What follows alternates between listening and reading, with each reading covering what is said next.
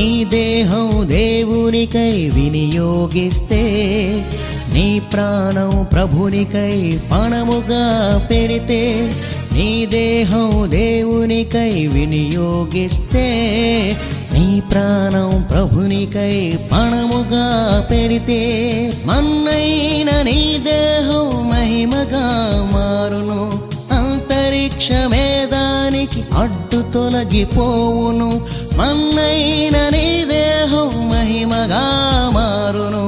అంతరిక్షమే దానికి అడ్డు తొలగిపోవును.